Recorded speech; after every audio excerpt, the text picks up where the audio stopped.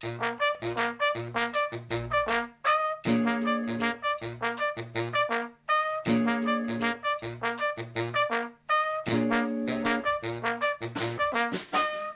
you're listening to Do Yourself a Favour, the podcast about learning from experience and the things we do to make our lives easier. My name's Tim Sisney from Make Work Work Better, and each episode I'll be talking to my guests about their epiphanies, their inspirations, and the magic of their workflow.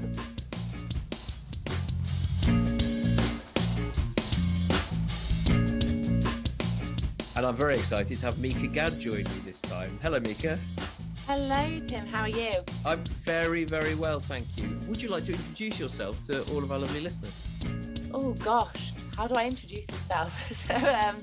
I am Mieke Gadd. I am a 27-year-old, I suppose, entrepreneur is the best way I can describe myself. I have several different businesses and projects on the go, but mainly focus on marketing, social media, and all stuff like that. Fantastic. And so Do Yourself a Favour is all about things that we've learnt over our life and through our work, and things that our workflow, things that make our lives easier.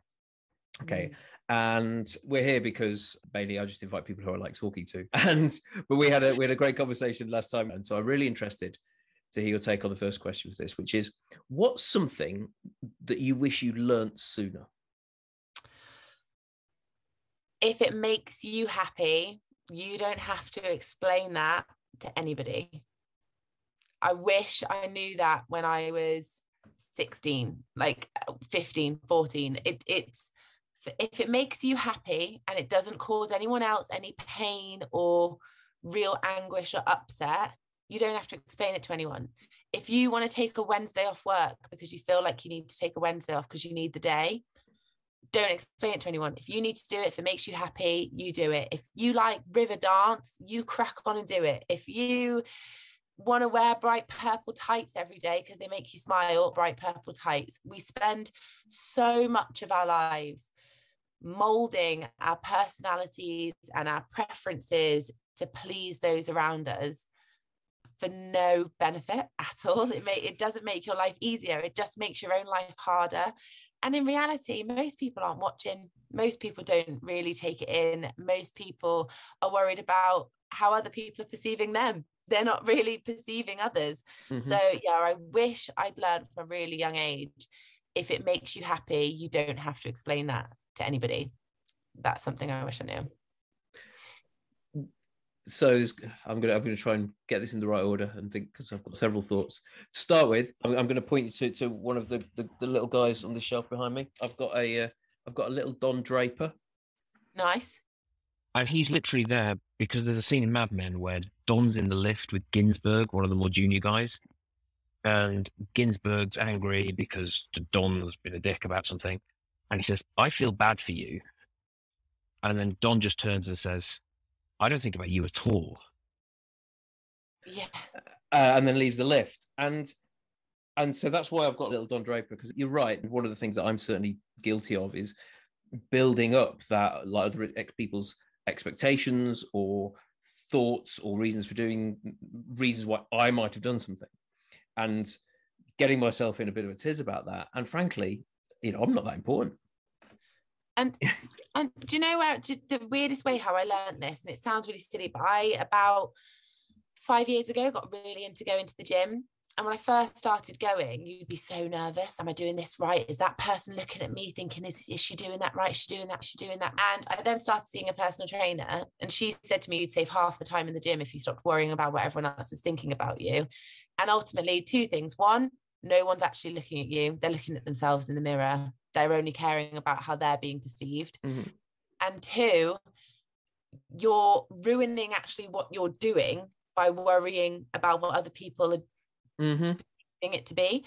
So, for example, if you're picking out an outfit for a day, or making a business decision, or doing a back squat in a gym, and you're worrying so much about what other people are going to think about it, because you're not being true to yourself, you're then going to spend the rest of the time that you're doing that activity or making that decision uncomfortable within the decisions you're making, because they're not something that sits right with you. And you have to you have to be, if you're comfortable in a situation, you're naturally relaxed, you'll shine so much brighter than you would if you were slightly more uncomfortable. And it always, as women especially, that comes back picking an outfit on a night out. The big question is, what do you feel most comfortable in? Because if you feel comfortable in it, you'll love your night out.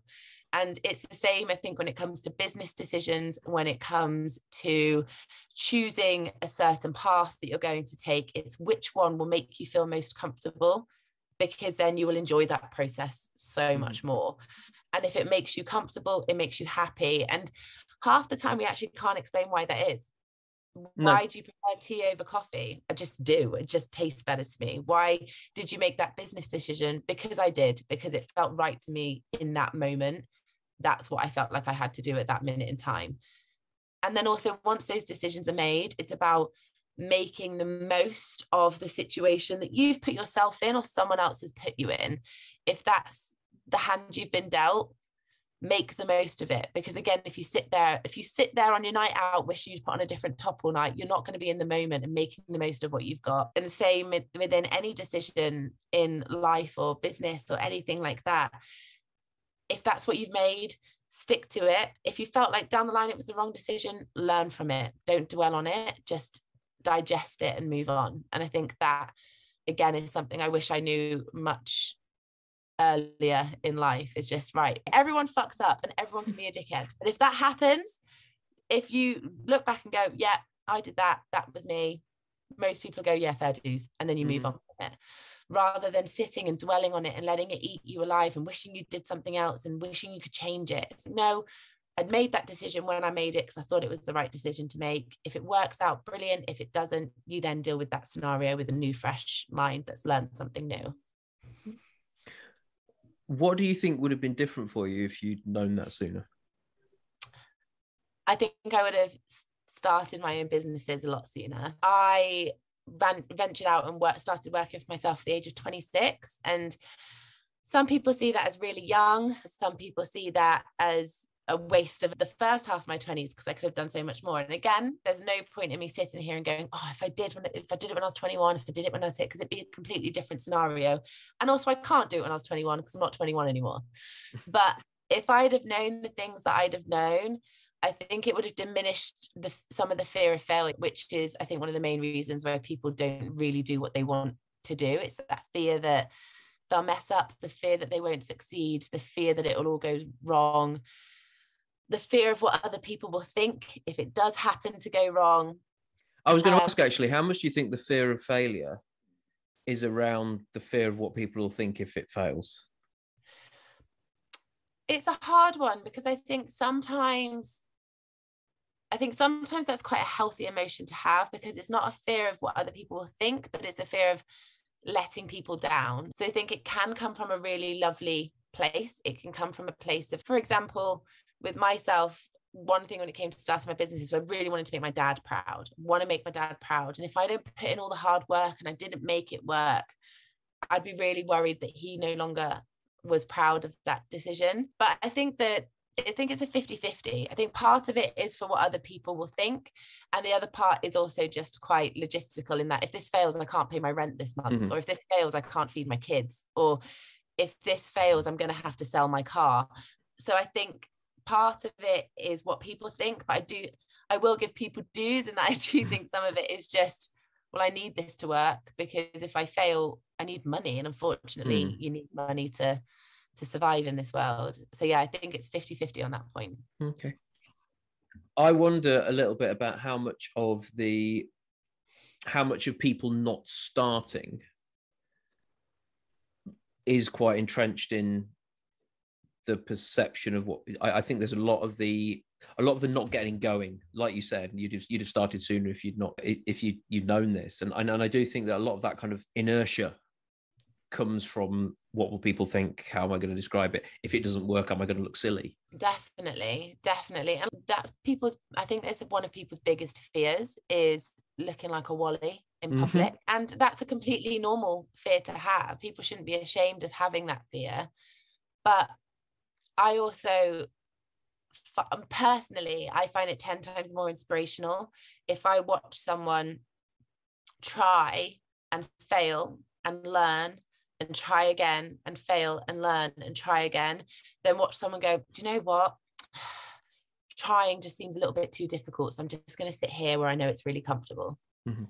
That to me isn't a lesson to teach anyone or a role model to be to someone. I want to be someone who is able to be a role model to others. And I love being able to say to people like, oh, I tried that and it didn't work and I learned this. So if you're doing it, do you want to learn? This is what I learned from it. Because I love hearing from others, especially the people who started their own businesses or done their own things. I like to pick their brains as much as possible. When it came to choosing an accountant, what trial and error did you do? When it came to doing this, how did you find out? How did you go about that path? Because one thing that I think is certain is you never ever stop learning, and you have to be open to that education, because I think a lot of people out there are so nervous about the path of education once formal education stops for you. Again, small things like we were saying earlier, you might look like a Wally. People are scared to ask the questions because they're worried that the answer they don't know is an answer that everybody else knows. So by asking the question, you look like a silly person. But in reality, people love to teach and people love to nourish and people love to share experiences, because that's what you have these experiences to do, is to be able to share them. And what a great gift to be able to say to someone, oh, I did this and I learned this from it. So then you watch that person start that journey 10 steps ahead of where you did. Yeah. I think also that the being afraid of asking the silly question is the danger then, of course, is that you start to build based on assumptions. Yeah. And you're always assuming that everyone else has got more information than you have, and that and actually it's so easy. And once you get over that initial awkwardness, it's so easy to ask the silly question. Actually, to be honest, once you get comfortable asking the silly question, it makes life a lot easier. Yeah, and it almost turns into a snowball effect then. Mm-hmm. Then you're like, what about this? What about this? And you end up asking more and more, and end up probably having a much more fulfilling conversation or a much more fulfilling experience talking to that person. Because also what you'll probably find is the person you want to ask what you think is the silly question to, in inverted commas, they probably have 10 questions to you that they think are silly questions. So I think people always assume that when they're in an environment, they're the newbie, they're the beginner, they're the person that knows nothing. Imposter syndrome is a massive thing. Everybody feels that way. It's that whole analogy of, imagine everyone's in their underwear. Everyone's in the same scenario. Everyone's just as embarrassed as each other. It's just different levels of being able to hide it. I think when it comes to things that, again, that you wish you knew sooner, I think a lot of that just comes down to self-acceptance of, this is who I am, this is the way that I am, this is the way that I'm wired. I shouldn't really have to apologize about that to anyone. So if I have a question, I want to ask that question. If I have a query, I want to raise that query. If I'm worried about something, I should be able to talk about it. If I think I can see something that other people can't see, I should be able to point that out. And if I'm wrong in that scenario, I apologize. But this is just the way that my brain works, the way that I'm wired. And the fact that all of our brains are wired in different ways is what makes conversation so interesting, and makes debate and makes learning and creates all of these fantastic things. Absolutely. So we're going to move a little bit lean into that a little bit, actually, and think about, I'd like to know what was something that you learnt, whether it be a book you read or a concept you learnt that kind of was sort of fundamental for you, that changed the way that you approach things, or changed the direction of your life. What was a turning point for you? So it's a strange one for me, but for me, growing up, my mother walked out on the family when I was 3 years. Literally one day, woke up and she wasn't there anymore. And I spent so much of my childhood trying to figure out what I had done wrong to make my mum leave. What was wrong with me? What had I done? What had caused this to happen? What could I possibly do to bring her back and make her love me. And this went on from the age of 3 till about the age of 27. It's still something that goes on my mind now. It's still something that makes me wonder. But when I was in my early 20s, I actually had a conversation with her. And one thing that was a huge turning point for me was I suddenly realized that it had nothing to do with me at all. This decision was purely a decision that she made, and it had absolutely nothing to do with me. There was nothing wrong with me. There was nothing that I had done wrong. And there are people in this life that think that I'm fantastic just the way that I am and love me for just who I am. And it was at that point that I realized you can't be liked by everybody. And that's such a simple thing. But the way that it got explained to me was, my favorite fruit in the whole wide world is peaches. I love peaches, peach flavored anything. And my dad one day said to me, he was like, you love peaches, don't you? I was like, yeah, I do. I think they're wicked. I love them. Best fruit in the world. And he was like, okay, what if Janet down the road doesn't like peaches? Does that mean there's anything wrong with peaches? I was like, no. And he was like, and does that make peaches any less delicious to you? I was like, no. And he was like, that's exactly the same as people. Just because one person doesn't like you or doesn't agree with what you're doing, it doesn't mean that you're doing something wrong. It just means that they don't like it. And that's absolutely fine. And I think that for me was this massive eye-opening moment of, yes, always try and be kind and always try and do the nice thing and always try and keep those around you happy. Don't purposefully go around upsetting people and just say, that's the way I am, tough. But in the same breath, don't waste so much time trying to ensure that everybody likes you, because it's an impossible task. Just be a person that sits really comfortable with yourself and you're proud to be, and nourish the relationships of the people that think that person is also fantastic. And the people that don't, accept it and move on, which is something that I still struggle with today. And I think I would be lying if I was like, and then after that, my life was great, because that's a very difficult thing to obtain and remember. But that for me was a huge, huge turning point in that realization of, not everybody likes peaches, but that doesn't make peaches any less delicious. That was massive in my world. There's something in that as well. I think about and it ties the two things that we talked about so far are quite close together. But one of the pieces of advice that I got quite early on, or just one of the things that was stuck with me, kind of like you get these kind of internalized pieces of wisdom that you get. And one of the things that I took from that is that life's a lot easier if you just assume everybody else is doing their best. And when I learned that, it made me realize, in a similar way, I think that you expend a lot of energy. If you're people expend a lot of energy surmising about why people have done things they don't agree with, or complaining that person over there is not doing that, and that thing over there that doesn't directly impact me, but I somehow disagree with it. And it's exhausting. Apart from the vibes you're putting out there to you, it's tiring. Massively. And even small things that you think about how people, and sometimes I go a little bit the other way. Like I sat with my friends the other night and we watched a film. The ending was terrible. And we were all like, I can't believe that. I can't believe they ended that way. I can't. And then after about 10 minutes, I was like, they have. So can we stop talking about it now? Because it's not going to change it. That is what it is. Like, and again, it goes back to, like I was saying before, just play the hand you're dealt. Like it does expel so much energy, worrying so much about it. But if you can go to bed 99.9% of the time and think, I did my best today and I was a good person, if people still don't like it, don't dwell on it, because there's nothing more that you can do. But I also have to say, one bit of advice that has really stuck with me, and this is a little bit more on the business side, but I remember once I worked for a very small business when I was in my uni days, and one day I went into work and I was a little bit tired and a little bit hungover, and I was like dragging my heels a little bit and wasn't really putting in the effort that I should have been. And my boss pulled me aside, and I would have been about 18.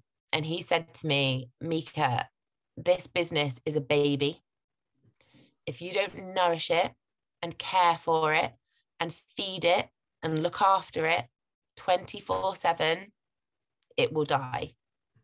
And it was so bluntly put, and obviously there are some disagreements I have in that you can't work 24/7, but it was that thought of, this is something that I have built and I've poured my whole body and soul into, and for you to come in and just be a bit disregarding of it, I can't have that, because I can't have this die. And then when I started my own business, on those days when I think, oh, I really can't be bothered today, I'd think to myself, no, come on, just do something, just something small, whether it's making a few phone calls, or whether it's editing my LinkedIn page, or whether it's just cleaning out my inbox. Nothing that requires communicating with another person, nothing that requires anything. I don't even have to get dressed to do it. Just do something, because if you don't put your all into it, you're going to have some sort of regrets down the line. Even if it's a success, you'll think, oh, I was a bit lazy in that period of it, or I don't think I did my best there. And sometimes, like I say, your best is sitting in bed in your pajamas, cleaning out your inbox, and that's fine. But you can't I suppose you can't just expect something to work and flourish if you don't nourish it and care for it and look after it. And learning that at 18, I think, was the best lesson, because it suddenly made me really buck my ideas up in uni. If I want to get a first, I need to put in the hard work. If I want to get the job my dreams at the end of this, I've got to put in the hard work. I've got to go the extra mile, cold call people, communicate, put those thoughts out there, manifest it. You can't just sit on your laurels and expect life to be extraordinary if you're not putting the effort in. And that for me was a solid piece of advice.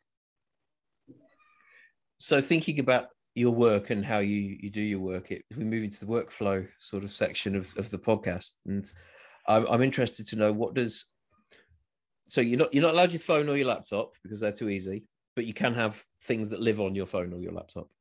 But what would you say is the thing you can't live without, the thing that's absolutely key to your work? Genuinely, and this is going to sound like the oddest answer, I'm sure, but it would be my dog. Okay. Purely because if I didn't have my dog, I know what I'm like. I'm quite an addictive personality, quite an obsessive personality.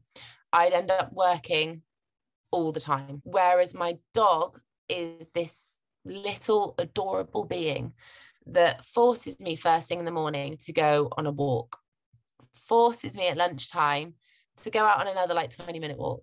And from about 4:30 every day, he's like a gremlin, he starts twitching and he wants to go out once more.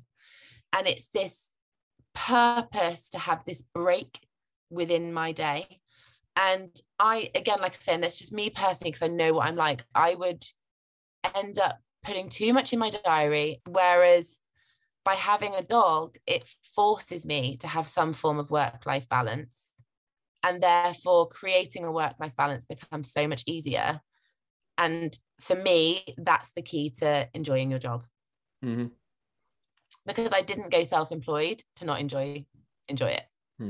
It's about finding balance. So often this the stuff in is about, how do you find that balance, and how do you have something that makes you think beyond the thing that you're actually looking at now?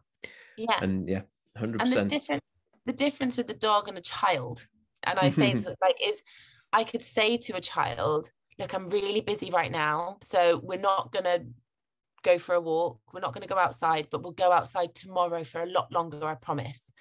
I can't do that to Dexter. He's a dog. He doesn't understand me when I talk to him. He just knows, well, we normally go for a walk every day around this time, so what's going on? I can't sit him down and reason with him and give him excuses and tell him that I'm really busy and show him the amount of emails in my inbox and show him where I am in a project and that I need one extra hour. He will be relentless, and he needs to go for a walk. And who am I to take that away from him? It's a basic need that he has.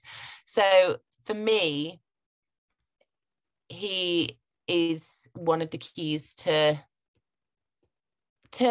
me enjoying my job. I wouldn't say being successful at it, but me enjoying it. So the success side comes from loads of other factors, like I was talking about before: hard work and business decisions and being confident in what you're doing and being skilled and learning and education. But enjoying it comes from having a successful work-life balance. And the thing that makes sure that I have some form of it every single day is my border terrier. Nice. I like it. The follow-on question from that is going to be interesting. So what's the last thing you bought or acquired that you're really excited about? What's your last sort of shiny thing where you kind of, it makes you smile? In regards to work, or in regards to work, or just in general, just to give you an idea, from previous examples, somebody talked about their CRM system, somebody talked about a throwing axe. We've had from one end of this continuum to the other. Yeah, it's a toss up between two. One's very, very work based, and one is not at all.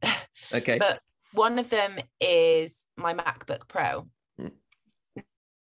This might seem completely, well, one, because it's fantastic for work purposes. It makes my life really easy. It's got great battery life, not sponsored, just it's a fantastic piece of kit that makes work brilliant. But two, I bought my MacBook Pro on my debit card on a random day because my old laptop was annoying me. It was just too old. It was breaking down. It was taking a long time to do stuff. And I went and bought it on my debit card, on my work debit card, but just went and bought it. And never have I ever before been in a situation where I could do something like that. And it was this real moment for me when I got back in my car of like, wow, I'm actually doing something that's working.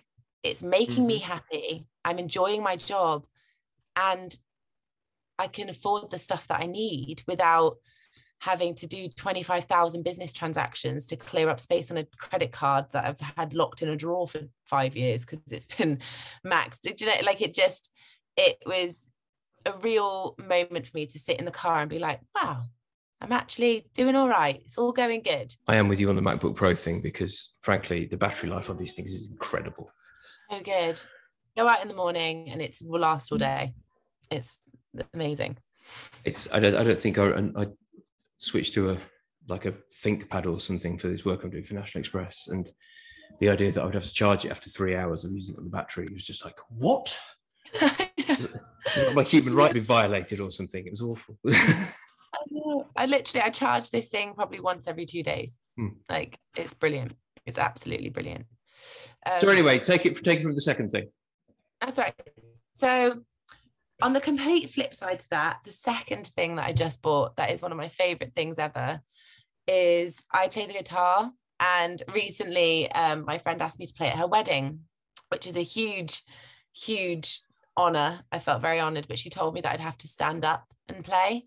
And I've never stood up and played before in my life. So I bought myself a leopard print guitar strap, and I absolutely love it because when I wear it, I feel like I'm playing to the O2. I feel like Stevie Nicks. I feel so bloody cool. It's the details, isn't it?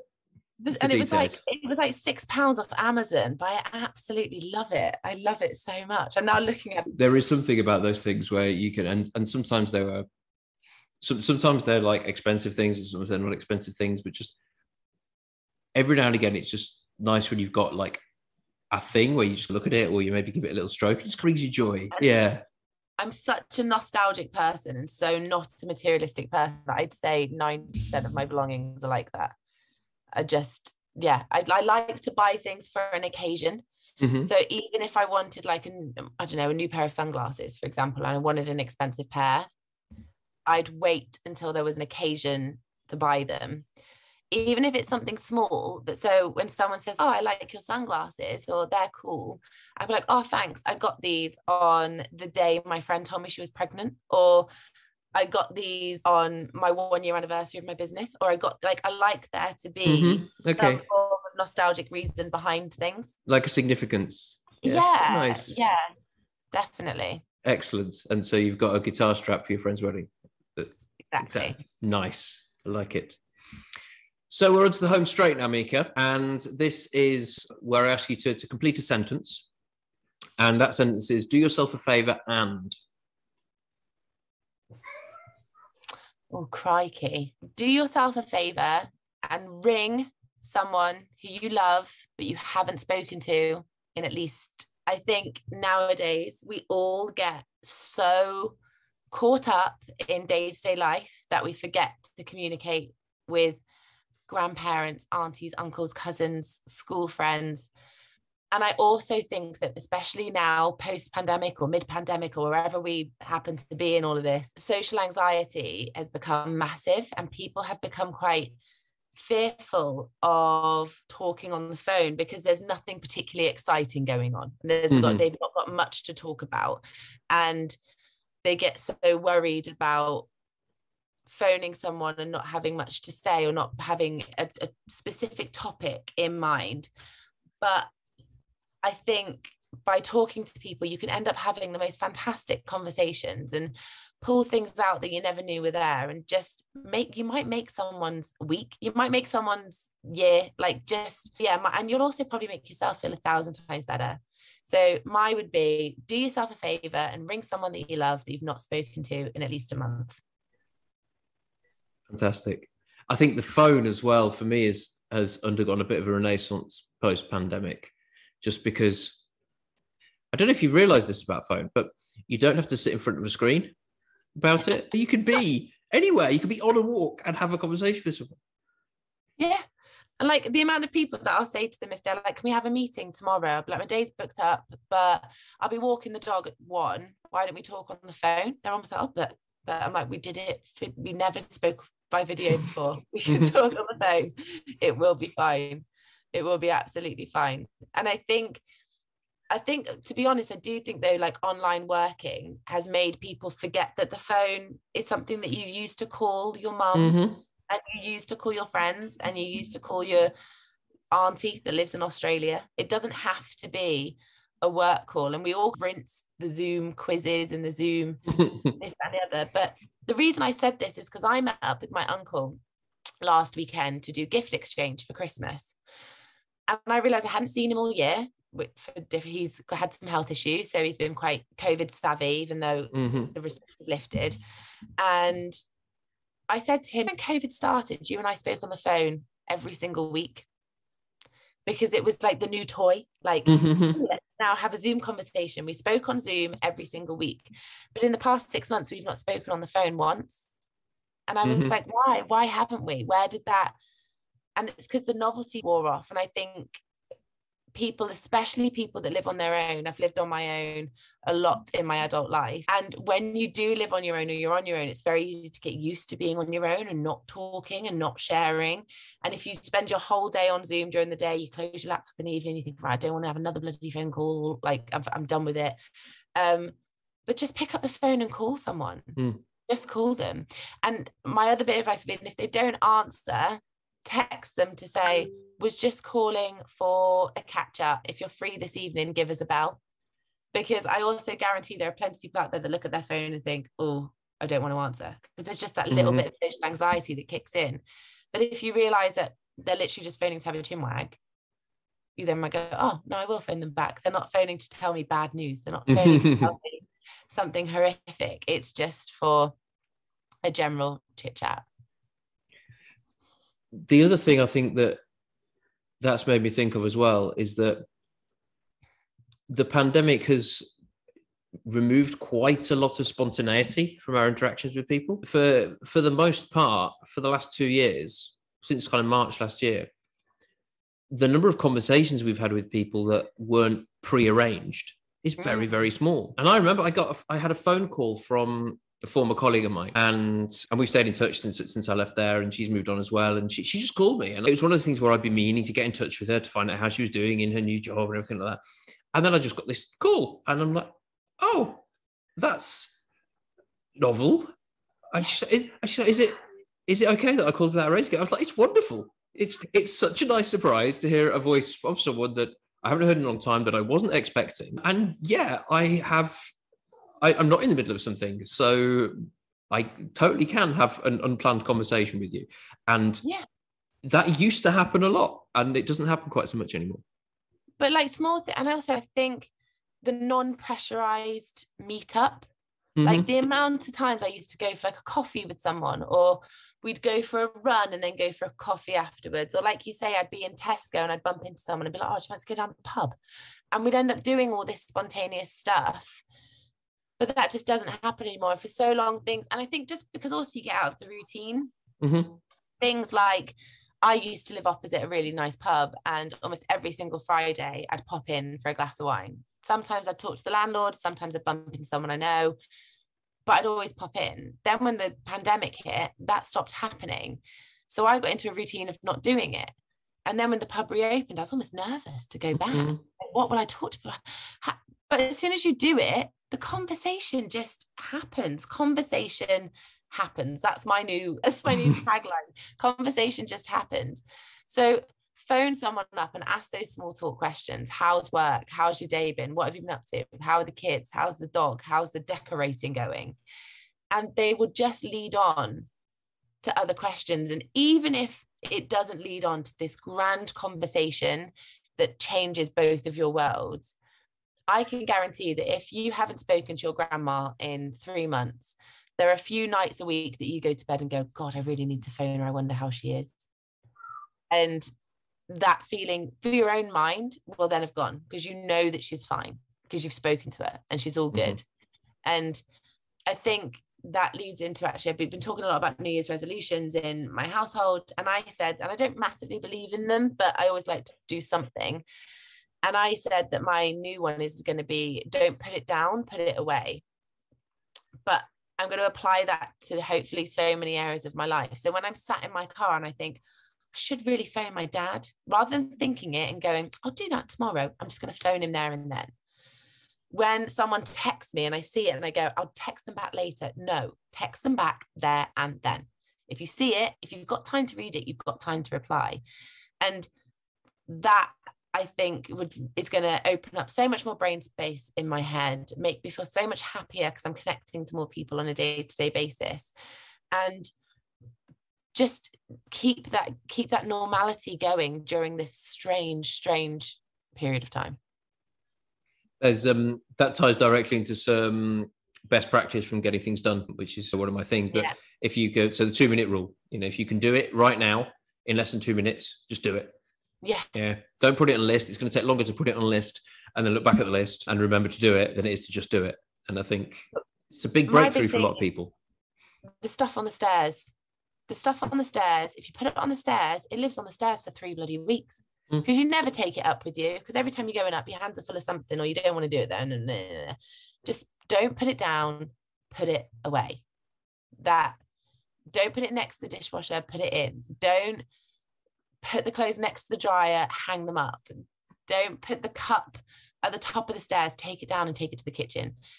Don't put it down, put it away. And that's going to hopefully be the thing that I put into my day-to-day practice. So that's 2 do yourself a favours for the price of 1 with Mieke Gadd, everybody. There you go. Sorry. Not at all. Where can people find you, should they want to?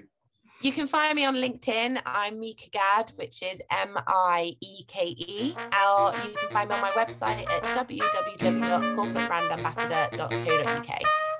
Lovely. Thank you very much for joining us and do yourself a favour. Thank you for having me.